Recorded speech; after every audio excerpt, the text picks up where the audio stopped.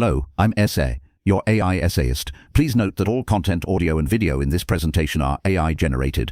As AI can sometimes produce inaccuracies, I encourage you to verify any factual information presented. With that in mind, let's begin. 20th century, mathematics witnessed a profound intellectual migration, a movement away from the study of individual objects and toward the investigation of the abstract structures that govern them. At the very heart of this structuralist revolution stands Jean-Pierre Serre, a figure of almost unparalleled clarity, power, and influence. His career represents a sustained demonstration of how deep abstract machinery can illuminate and solve the most concrete and difficult classical problems. His arrival on the mathematical scene was explosive, marked by a doctoral thesis that permanently altered the landscape of topology. This early work provides the perfect entry point into his thought, revealing a mind capable of forging entirely new tools to conquer old frontiers. The specific frontier in question was the topology of fiber spaces. Conceptually, a fiber space, or fiber bundle, is a geometric object constructed by assembling simpler pieces in a consistent way. One might visualize a cylinder that can be seen as a collection of vertical line segments, the fibers arranged around a circle. The base space, the cylinder itself, is the total space. While this example is simple, the principle applies to vastly more complex and abstract constructions that are central to geometry, topology, and physics. The fundamental problem was formidable given a complete understanding of the fiber and the base space.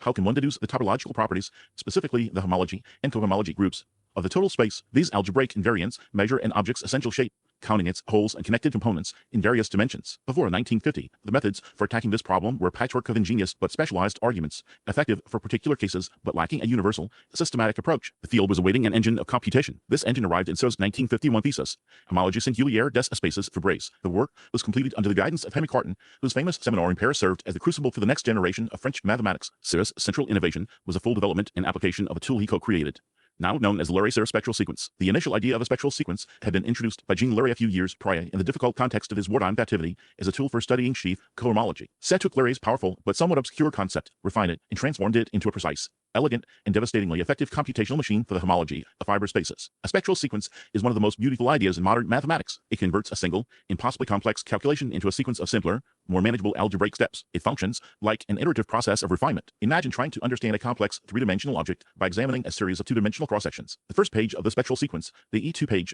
presents an initial algebraic approximation to the answer, constructed entirely from the known homology of the base space and the fiber. Subsequent pages, E3, E4, and so on, represent successive corrections. At each stage, a calculation called a differential is performed, and the homology of the current page is taken to produce the next. This process continues, with each page providing a better approximation until the sequence stabilizes or collapses. The final, stable page reveals the intricate relationship between the homology of the total space and the initial data from the base and fiber. It is a dynamic algebraic narrative that unfolds page by page, culminating in a precise answer.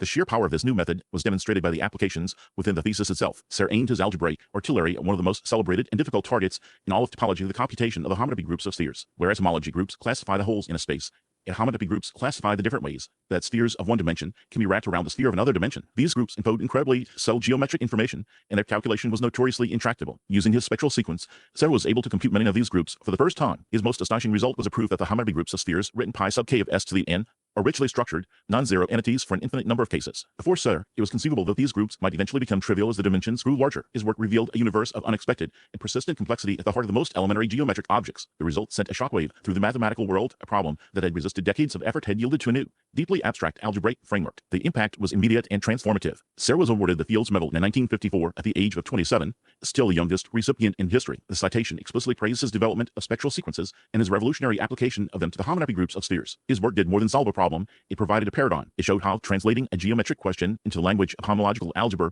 could grant mathematicians unprecedented computational power. This perspective became fundamental. The American mathematician Ray Bott, for instance, would later employ these very methods to prove his celebrated Bott periodicity theorem, a cornerstone of modern K-theory and a result with profound implications for geometry and theoretical physics. Similarly, John Milner's groundbreaking discovery of exotic spheres, manifolds that are topologically equivalent to a standard sphere but have a different differentiable structure, relied heavily on the computational insights that Serre's work had made possible. The ability to calculate what was previously incalculable opened up entirely new fields of inquiry. This first monumental achievement established the defining character of Serre's mathematical style, the identification of a fundamental structural problem, the development of powerful, general algebraic machinery to address it, and the deployment of that machinery with surgical precision to achieve spectacular results. The Leray-Serre spectral sequence armed algebraic topology with one of its most potent and enduring tools, one that remains a standard part of every graduate student's education in the subject. This profound reimagining of topological space, translating geometry into iterative algebra, equipped Serre with a perspective and a toolkit of extraordinary generality. The next great challenge lay in a field steeped in centuries of intuition, a domain ripe for a similar structural revolution, algebraic geometry. This first monumental achievement established the defining character of Serre's mathematical style, the identification of a fundamental structural central problem, the development of powerful, general algebraic machinery to address it, and the deployment of that machinery with surgical precision to achieve spectacular results. The Leray-Serre spectral sequence armed algebraic topology with one of its most potent and enduring tools, one that remains a standard part of every graduate student's education in the subject. This profound reimagining of topological space, translating geometry into iterative algebra, equipped Serre with a perspective and a toolkit of extraordinary generality. The next great challenge lay in a field steeped in centuries of intuition, a domain ripe for a similar structural revolution to algebraic geometry. The landscape of algebraic geometry in the mid-20th century was a kingdom divided. On one side stood the magnificent edifice of the Italian school, home to Castelnuovo and Enriquez Conseveri. Their work was a testament to profound geometric intuition, uncovering deep and beautiful structures on algebraic surfaces with a vision that felt almost clairvoyant. Their theorems, however, often rested on foundations that later generations found to be incomplete, their arguments sometimes leaving across logical gaps with an assurance born of pure geometric conviction. On the other side stood the work of André Weil, responding to the foundational crisis. Weil had, in his 1946 treatise Foundations of Algebraic Geometry single-handedly placed the field on a basis of impeccable rigor. Using the language of valuation, rings, and generic points, he built a framework capable of handling geometry over any field, a crucial step for applications to number theory. Weil's achievement was immense.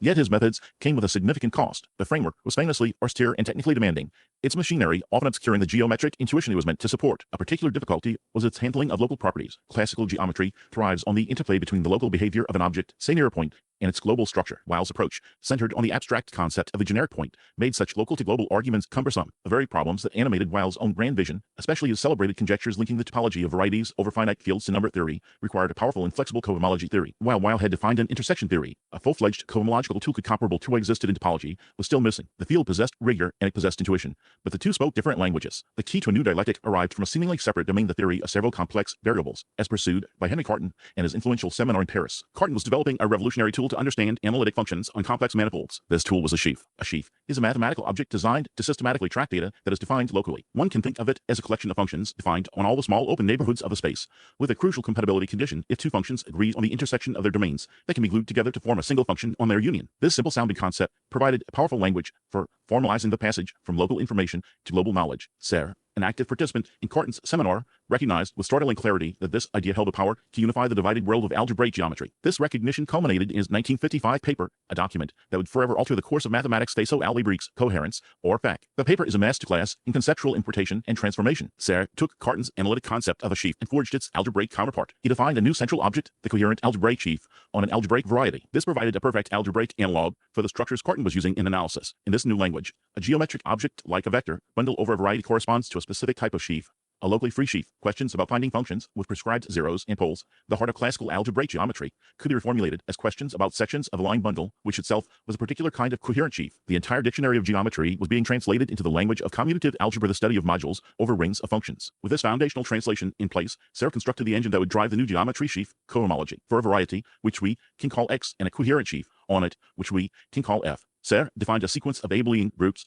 written as the ith cohomology group of the space X with coefficients in the sheaf F. These groups provide a precise measure of the obstructions to extending local data globally. The zeroth cohomology group, H0 of X with F, simply captures the global sections of the sheaf of functions or objects that are defined everywhere. The first cohomology group, H1 of X with F, measures the primary obstruction to gluing locally defined sections into a single global one. Higher cohomology groups capture more subtle obstructions. This algebraic apparatus provided exactly the local-to-global machinery that Weil's framework had struggled to accommodate. Problems that were once attacked with ad hoc geometric arguments could now be systematically analyzed by computing these cohomology groups. The crowning result of FAC was a theorem of breathtaking elegance and power-Serre duality. For a smooth projective variety of dimension n, the theorem establishes a profound and perfect pairing between cohomology groups in complementary dimensions. It states that the ith cohomology group is the dual of the n minus ith cohomology group, twisted by the canonical sheaf of the variety. This was a vast and spectacular generalization of the classical Riemann-Roch theorem for curves, a cornerstone of 19th century geometry. Serre duality provided a powerful computational tool, relating the dimension of a space of functions to the dimension of a space of differential forms. Its conceptual impact was even greater, revealing a hidden symmetry at the very heart of the geometry of algebraic varieties. The effect of FAC was immediate and transformative. It was a Rosetta Stone, providing a dictionary that allowed the algebraic language of modules and derived functors to express the geometric language of curves, surfaces, and bundles. The paper armed mathematicians with a toolkit that was both extraordinarily powerful and conceptually clear. The formidable technical barriers of Weil's foundations were replaced by the structured, learnable machinery of homological algebra. The revolution was so complete that today it is almost impossible to engage in serious work in algebraic geometry without using the language and concepts Serre introduced. The standard graduate textbook on the subject, Robin Hartshorne's *Algebraic Geometry*, is in essence a systematic exposition of the vision laid out in FAC. This radical reframing of the subject provided the essential vocabulary for the next great leap forward. The ideas in FAC were seized upon by Serre's contemporary, Alexander Grothendieck. Grothendieck saw that Serre's sheaf-theoretic approach could be pushed to its ultimate logical conclusion. He embarked on a program to rebuild all of algebraic geometry on the most general possible foundation, replacing varieties with a new object called a scheme. This monumental work, which would define the field for the remainder of the century, was a direct and acknowledged generalization of the framework Serre had created. Serre had built a new language to describe the existing world of varieties. Grothendieck would use that language to discover entire new universes. The stage was now set for a collaboration of unparalleled intellectual intensity, one that would cement the absolute dominance of the French school and forge a permanent, rigorous bridge between the worlds of algebra and analysis. The intellectual atmosphere of Paris in the mid-1950s was charged with a unique mathematical energy. The Bourbaki group, with its ambition to rewrite all of mathematics from first principles, had established a culture of extreme rigor and abstraction. Within this ferment, the dialogue between Jean-Pierre Serre and Alexander Grothendieck became the central axis around which algebraic geometry would revolve. This collaboration, fueled by mutual respect and complementary intellectual temperaments, found its perfect crucible in the newly founded Institut des Hautes-Études Scientifiques, or IHAES, a research institute modeled on Princeton's Institute for Advanced Study. Here, free from teaching duties, the deepest problems of the field could be pursued with singular focus. One such problem, a persistent and vexing conceptual schism, lay at the heart of geometry itself. For decades, mathematicians had worked in two parallel universes. One was the world of algebraic geometry, defined by polynomial equations over fields. Its objects, algebraic varieties, were rigid, combinatorial, and deeply connected to number theory. The other was a world of complex analytic geometry, defined by analytic functions on the complex numbers. Its objects, complex manifolds, were supple, topological, and amenable to the powerful tools of calculus and differential geometry. While everyone knew these worlds were related, every smooth, complex projective variety is also a complex manifold. The precise dictionary for translating between them remained elusive and folkloric. A geometer might prove a beautiful theorem using the analytic theory of integration on a manifold, yet its algebraic significance would remain obscure. The fundamental question was one of essence: when is an object that appears analytic a vector bundle, a sheaf of functions, truly algebraic in its soul? Serre addressed this profound ambiguity head-on in his seminal 1956 paper, Géométrie Algébrique et Géométrie Analytique, a work whose title is now universally contracted to the acronym GAGA. The paper is a masterpiece of clarity and power, establishing a formal, rigorous bridge between these two domains. The core of the GAGA principle is a series of comparison theorems. Serre proved that for any projective algebraic variety defined over the complex numbers, there is a profound correspondence. He showed that the category of coherent algebraic sheaves on the variety is equivalent to the category of coherent analytic sheaves. In essence, any coherent sheaf that one can define using the local analytic structure of the variety must automatically possess a global algebraic definition through polynomial equations. The implications were immediate and transformative. GAGA provided a license to freely transport problems and techniques across the divide. A difficult question about algebraic vector bundles on a projective variety could be translated into a question about analytic vector bundles on the corresponding complex manifold. In this new setting, one could deploy the formidable machinery of complex analysis, Hodge theory, potential theory, and transcendental methods. A solution found in the supple analytic world could then, via Serre's theorems, be translated back into a definitive statement in the rigid algebraic world. It is a form of mathematical alchemy, turning analytic flexibility into algebraic certainty. For instance, the theorem of Riemann-Roch, which Serre and Grothendieck would later generalize to Breithicking effect, could be proven for complex projective varieties using analytic methods involving elliptic operators, a path unavailable within a purely algebraic context. This work unfolded amidst the extraordinary intellectual ecosystem of the IHAES. Serre and Grothendieck represented two poles of mathematical philosophy, yet their work was deeply intertwined. Serre, while a master of abstraction, always maintained a connection to concrete problems and elegant, definitive solutions. His style was one of surgical precision, isolating a key problem and dispatching it with the most powerful and appropriate tools. Grothendieck, in contrast, sought the ultimate conceptual foundations. He aimed to build a new universe, the universe of schemes so vast and general that entire classes of problems would become trivial consequences of the framework itself. Serre's FAC and GAGA papers, while revolutionary, still operated within the classical language of varieties. Grothendieck saw them as the vital inspiration for his much grander vision. Their daily conversations at IHAES were constant cross-pollination. Serre would pose sharp, insightful questions, often grounded in classical examples that would test the limits of Grothendieck's developing theories. Grothendieck, in turn, would provide a sweeping conceptual landscape that often revealed the deeper, universal truth behind Serre's specific results. It was a partnership that defined an era, with Serre as the brilliant pioneer and Grothendieck as the visionary empire builder who followed his path into new territory. The influence of the GAGA principle propagated through the entire field, becoming a foundational tool for the next generation of geometers. David Mumford, in his quest to construct moduli spaces, geometric objects whose points parameterize other geometric objects, like curves or vector bundles, relied heavily on it. His geometric invariant theory, or GIT, provided a systematic algebraic method for constructing such spaces. A key step in his proofs often involved passing to the analytic category via GAGA to leverage properties of complex manifolds, before returning to the algebraic world to secure his final result. The existence of these moduli spaces, which are central to modern algebraic geometry, pose a significant debt to the bridge Serre had built. Similarly, the American mathematician Philip Griffiths took the GAGA principle as a starting point for his extensive program of applying Hodge theory to algebraic geometry. A Hodge theory provides a deep link between the topology of the complex manifold and the analytic functions on it. Griffiths used this link, made rigorous for algebraic varieties by GAGA order to study incredibly subtle algebraic invariants like algebraic cycles. His work demonstrated how the deepest transcendental analytic properties of a variety could be used to uncover its hidden algebraic and arithmetic structure. The GAGA paper represents, in many ways, the apex of a certain classical viewpoint perfected and made crystalline. It resolved the long-standing tension between algebra and analysis with such completeness that it closed a chapter in mathematical history, having erected this perfect, luminous bridge between two great continents of mathematical thought. Serre's gaze began to turn. The very success of the geometric program he had helped to create seemed to highlight the even deeper mysteries that lay beyond it. The structures he had explored were ultimately about continuous spaces and complex numbers, yet beneath them all lay the primary, discrete, and obstinate world of the integers. The profound questions of arithmetic, which had fascinated mathematicians since antiquity, called for a different kind of insight. The next phase of his career would see him pivot from the geometric landscapes of varieties and sheaves to the stark, beautiful, and infinitely complex terrain of number theory. The crystalline perfection of the bridge between algebra and analysis, realized through the GAGA principles, threw into sharp relief the untamed wilderness of pure arithmetic. Having mapped the continents of geometry with unparalleled precision, Serre's intellectual compass began to point toward the very bedrock of mathematics, the integers and their hidden symmetries. The world of algebraic varieties over the complex numbers, for all its richness, possessed a certain tameness. The deep, obstinate, foundational questions of number theory, those concerning the rational numbers and their extensions, presented a challenge of a different order. Here, the central object of fascination, the ultimate prize, was the absolute Galois group of the field of rational numbers, denoted Galois q bar over q. This group, encoding every possible symmetry of every algebraic number, is an object of almost unimaginable complexity. To understand it completely is tantamount to understanding the whole of arithmetic. Directly confronting such a colossal structure is an impossible task. The path forward, a strategy understood since the origins of group theory, lies in studying its representations. A representation provides a window into an abstract group by allowing it to act on a more concrete object. A vector space, the character of these actions, the way they permeate vectors and reveal their internal structure, translates the group's abstract laws into the tangible language of linear algebra. For Serre, the path to understanding the absolute Galois group lay in understanding its vast collection of representations,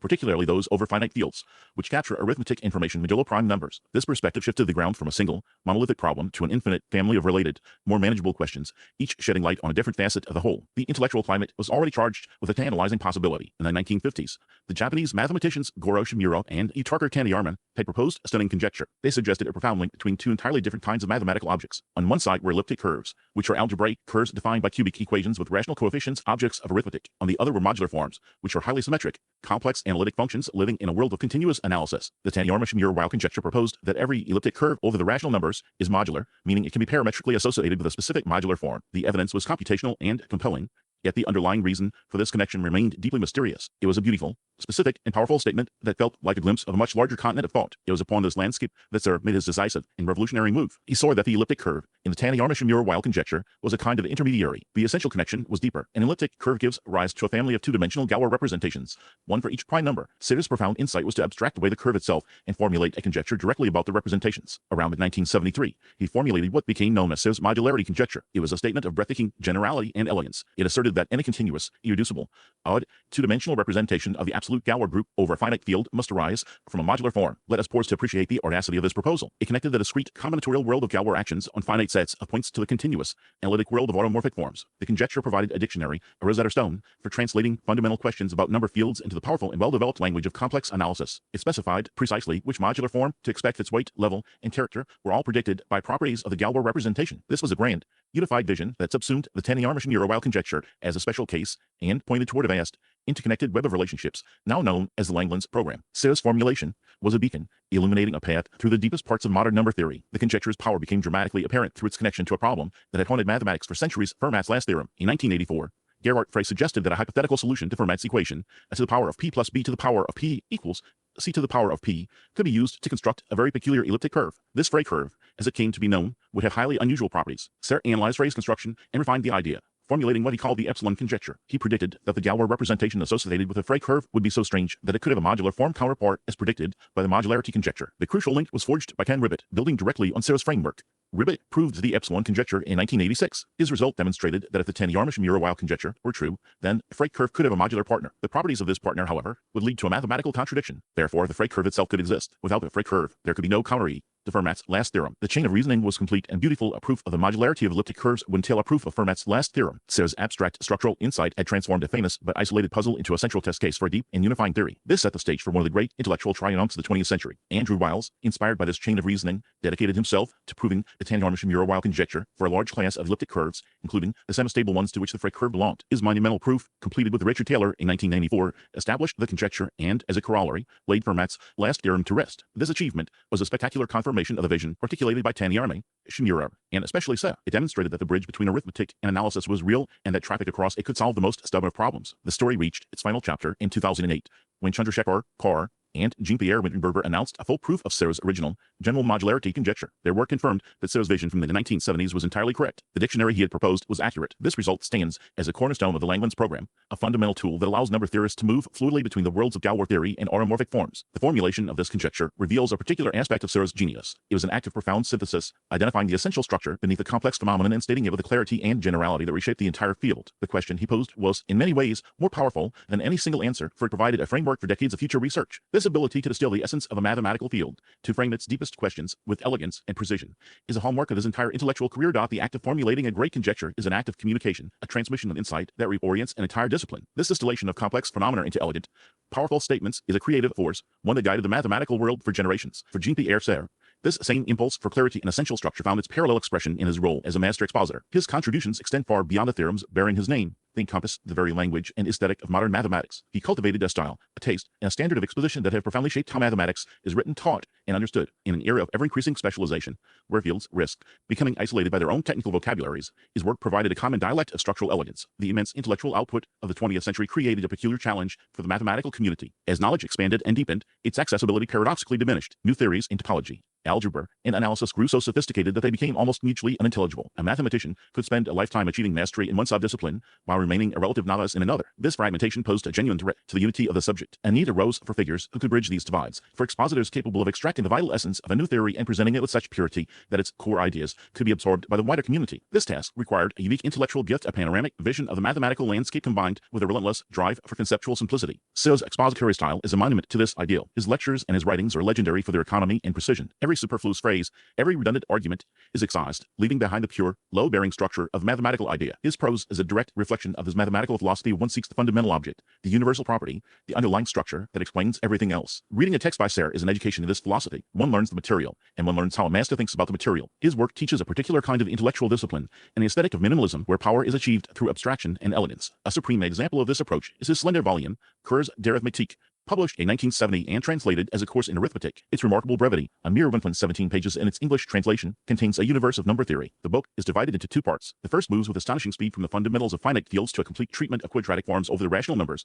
culminating in the Hayes-Minkowski theorem. The second part provides one of the most lucid and accessible introductions to the theory of modular forms ever written. Within a few dozen pages, he introduces the modular group, Eck operators, and their connection to representation theory. This book transformed the graduate curriculum. It became the canonical entry point into modern number theory for countless students, including figures like André Weil, who famously encountered the subject through its pages. The book's influence stems from its perspective. It presents number theory through a structural, algebraic lens, revealing the deep connections to group theory and analysis that define the modern subject. A second, equally transformative work is his 1977 monograph, co-authored with Hyman based on his lectures at the Collège de France, Arbors, Amalgames, SL2, or trees. Here, Serre confronted the problem of understanding the structure of certain infinite groups, particularly the special linear group SL2 over a local field. The traditional algebraic tools were cumbersome. Serre's solution was a stroke of geometric genius. He demonstrated that such groups act naturally on infinite, combinatorial graphs called trees. This single insight translated a difficult algebraic problem into a more intuitive geometric and combinatorial one. The properties of the group could be read directly from the geometry of its action on the tree. This work effectively created a new field, Serre theory. It provided a fundamental tool for geometric group theory,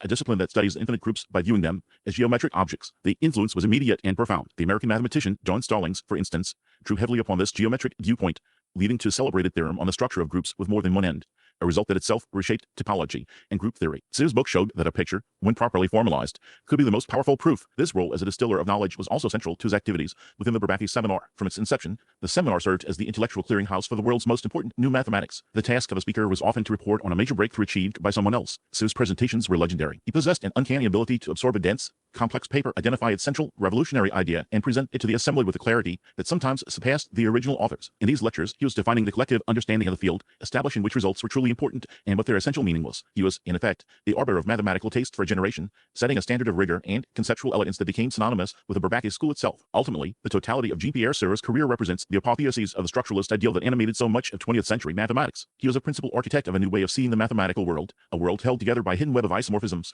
functors, and spectral sequences. His solutions to classical problems were achieved by constructing the right abstract machinery. His most influential conjectures were born from perceiving a structural analogy between seemingly distant domains. His expositions taught generations of mathematicians to seek these underlying forms. His legacy is therefore woven into the very fabric of the modern discipline. It resides in the language of schemes that unifies number theory and geometry, in the cohomological tools that measure the shape of abstract spaces, and in the grand vision of the Langland's program that connects Galois representations to automorphic forms. He provided answers. Yet his more enduring gift was a new set of questions, a new way of thinking that revealed the profound and beautiful unity of the mathematical universe. His work is a lasting testament to the idea that the highest form of knowledge is the understanding of structure. We really appreciate you tuning in to this AI-powered presentation.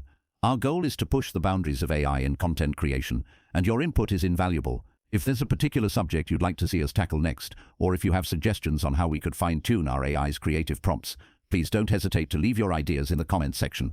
We're excited to bring you more unique content very soon.